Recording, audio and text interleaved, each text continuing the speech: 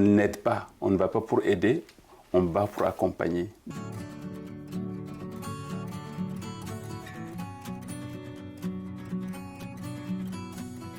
Il est souvent reproché à la coopération au développement d'entraîner la dépendance au sein des populations bénéficiaires.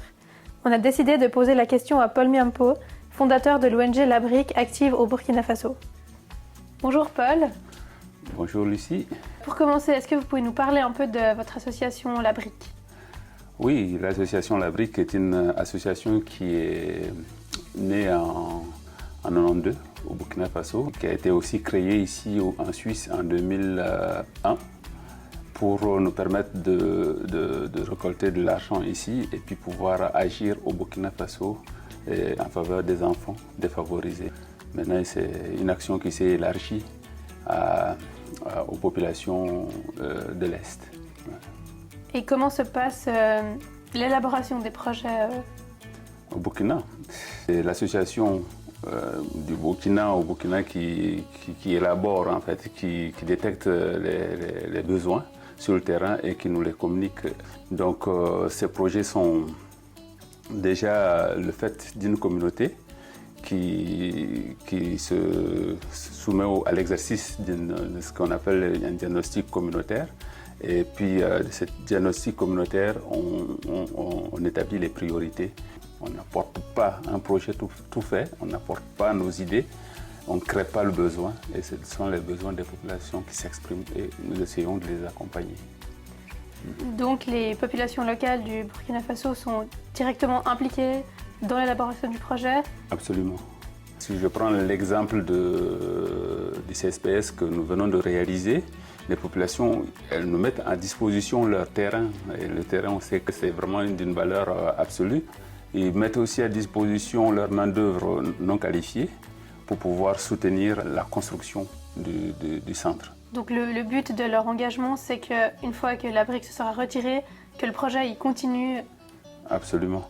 Je prends l'exemple de l'école de Bobo-Mondi où on a construit une école primaire et puis après un collège. Nous avons accompagné la population pendant 10 ans, de sorte qu'ils puissent s'approprier vraiment leur projet.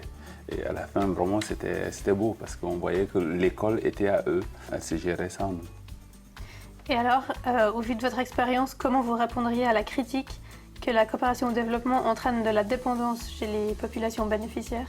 Cette critique peut être vraie, mais moi j'essaie de situer la coopération au développement à 2 niveaux.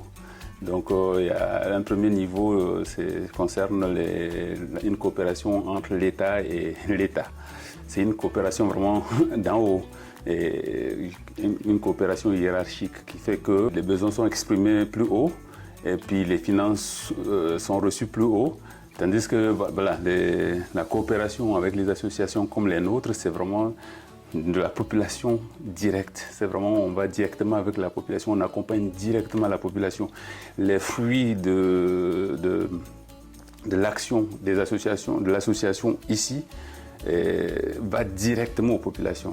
Donc pour moi, si les associations accompagnent, si nous accompagnons les populations comme nous, on le fait à L'Abrique, je ne vois pas où est-ce qu'on créerait la dépendance.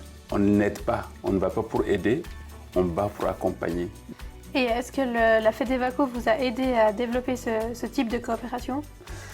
Avec la FEDEVACO, L'Abrique a vraiment évolué dans tout ce qui est démarche vers les populations, même si on avait déjà cette philosophie, mais ça nous a encore renforcé.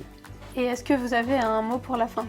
L'aide doit aider à se départir de l'aide. Vive la coopération, vive la solidarité.